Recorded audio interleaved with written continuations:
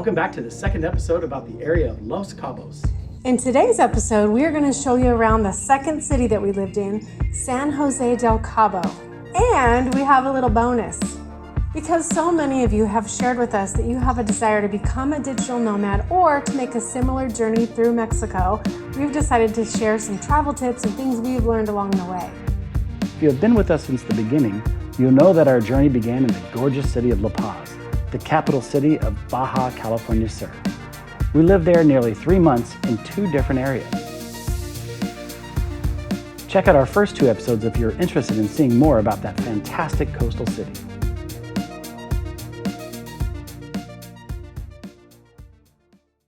Rent prices are much higher than any other place we've been. So to meet our budget, our apartment in San Jose was pretty small. A 1 bed, 1 bath, and a little dated, but it satisfied our basic needs. What are the basic needs for a digital nomad, you ask? Of course, we can't speak for everyone, but for us, here's what we look for in a living space. Because we work online, our number 1 need over and above everything is fast and reliable Wi-Fi. Number 2, a good workspace. And sometimes that is nothing more than just a big kitchen table, and that's just fine. Number 3, a comfortable, good-sized bed, minimum of queen size. Jason is a large human, and getting a good night's sleep is very important to us. Number 4, a decent kitchen. Eating out for every meal is not ideal on the budget, and I love to cook. Number 5, a certain amount of security, whether that be our own garage or a secure building. Because we have a car and a ton of gear, it's important to us that our stuff is safe. If we have those 5 things, we can make just about anything else work. This apartment was in a perfectly central location. We lived just about 5 minutes away from grocery stores, 15 minutes from Centro, 10 minutes from the public beach, and about 20 minutes from Cabo San Lucas. If you're interested in learning a little bit more about that city, check out episode 3. While we didn't live in that city, we ventured over quite a bit and had a great time. Let's start our San Jose del Cabo tour with Centro.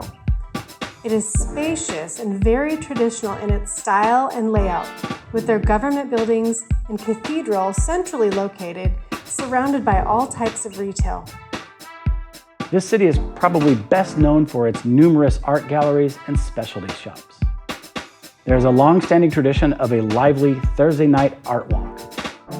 The streets are lit up and all the galleries are open. You can even meet some of the talented local artists, taste some wine, and stroll through the cobblestone streets literally from one end of town to the other. Once you've worked up an appetite, there is a pretty wide variety of restaurants to satisfy just about any level of craving you might have. There's plenty of casual dining, rooftop restaurants, and even a cool food truck or 2. We went to many different places while we lived there. But there was one that was creme de la creme, Don Sanchez. This place goes down in our top 3 over our entire journey so far.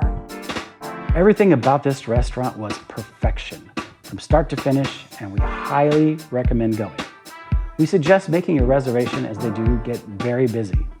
It is one of the more expensive choices in town, but still reasonable and well worth it.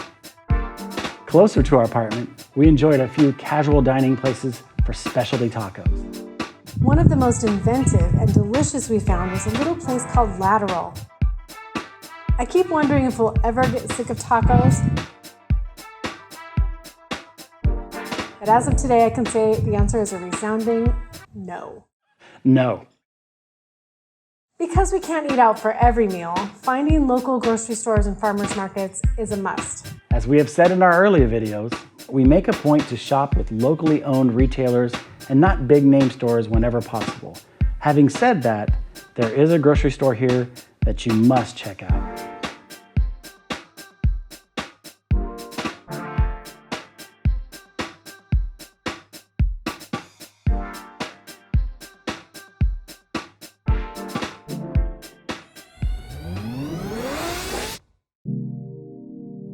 The marina in San Jose del Cabo was calm and quiet, a stark contrast to the marina in the neighboring city of Cabo San Lucas. The Puerto Los Cabos Marina is a tranquil area with about 200 slips currently and plans to expand to around 400. There is a full concierge service and maintenance facility where you can have just about anything fixed or serviced for your boat if needed. We provided a link in our description to a video with more information on the marina. Neither Cabo San Lucas or San Jose del Cabo have a malecón, as the hotels occupy the beachfront real estate, but the public beaches are easy to access. Just a short drive away was an entrance to Playa Las Palmas, where we spent a lot of time soaking up the sun and playing with cameras. Playa Costa Azul is another popular spot just about 10 more minutes towards Cabo San Lucas. There are quite a few places where you can rent palapas and order food and drinks while you're there.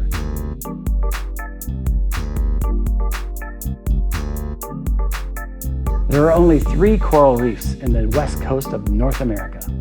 Cabo Pulmo is the northernmost reef, and experts estimate that it is more than 20,000 years old. We headed off toward that direction to find a place to relax and snorkel. Most of the road followed the coastline, and every so often you would see the water. We landed here and spent the entire day alone. Other than one sailboat and one stand-up paddleboard that quietly coasted by.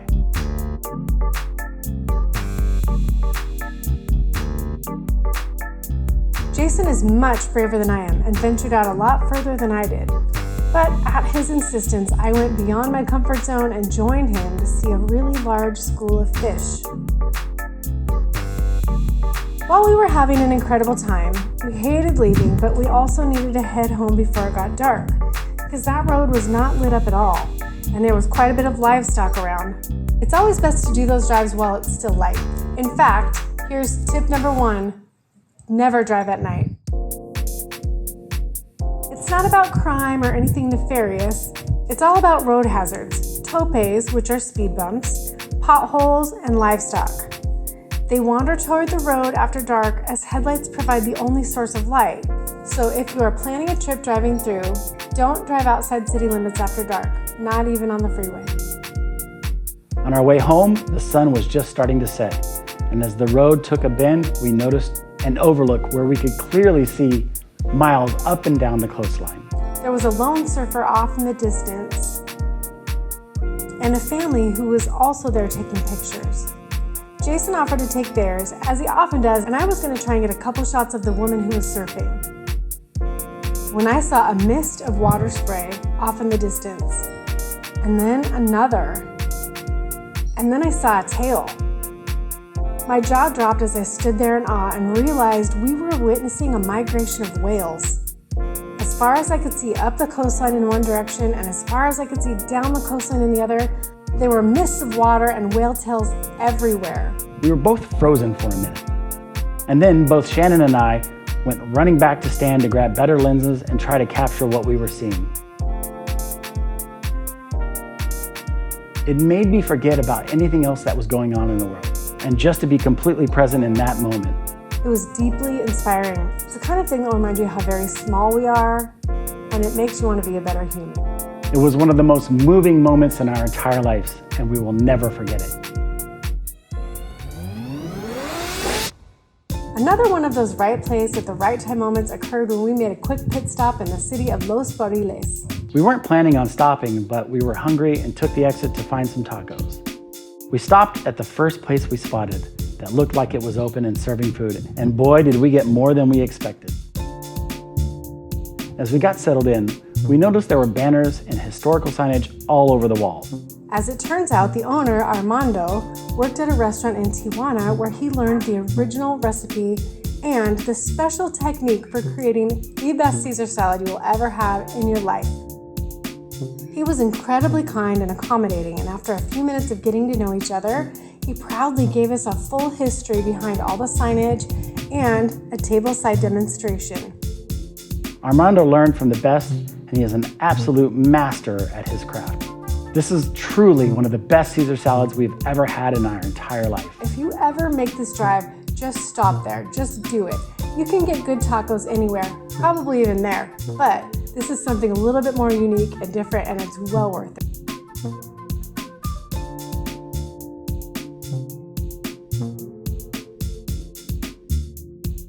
A story about the history of the salad and a picture of none other than Armando at Caesar's restaurant in Tijuana. We had such a great time that when my daughter came to visit a few months later, we made a special trip all the way back there so she could enjoy it also. Armando was there that day, and he put one of his special chef coats on her, took her under his wing, and together the two created another round of the best Caesars in the world. It was so much fun. That brings us to tip number 2 when traveling in Mexico.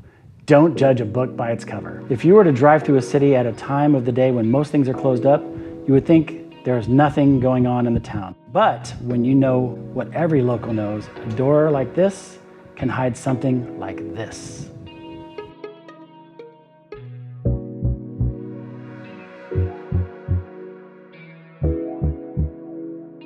We love it. We love being surprised. We love seeing what they've done with the unique space. It's all about what's inside. We've given you a couple tips for traveling Mexico, but before we close this episode, we'd like to give you one more.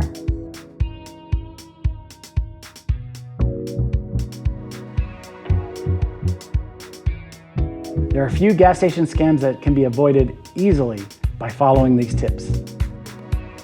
You do not pump your own gas at the stations here. There's an attendant who will do it for you. They will also wash windows and check your oil and tire pressure. Here are 4 things to consider.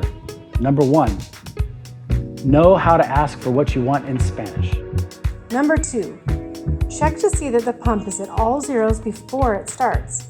Many attendants will even point it out, but just make sure that you see all zeros. Be attentive to the transaction from start to finish.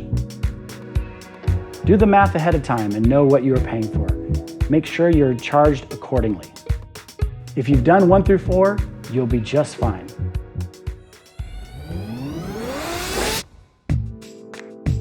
As our time in Los Cabos was coming to an end, we had to take care of some business first. Driving a car in Baja California is a free zone, meaning you don't have to have an import permit, but in Mazatlan, you do. It is what allows you to legally drive a foreign plated car as a tourist.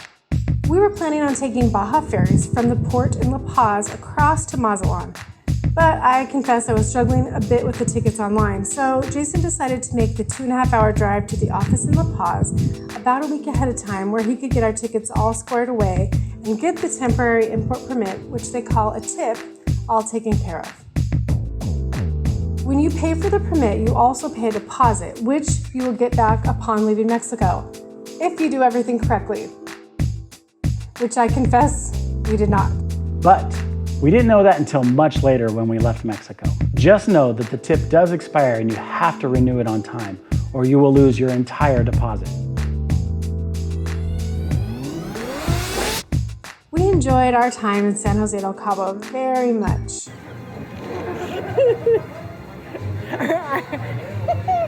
I asked Jason how long ago something was, and he said, What's time?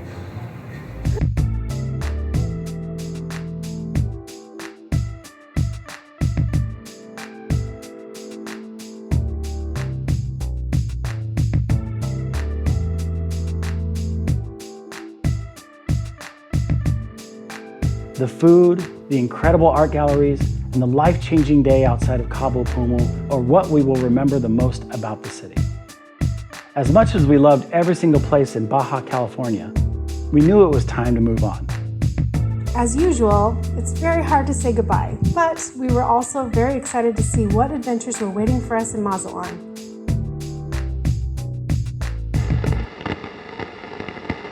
For those of you that are still with us, and you've watched to the very end, you are a true community, and I want to say thank you first. We also want to be real with you because life isn't always sunshine and tacos.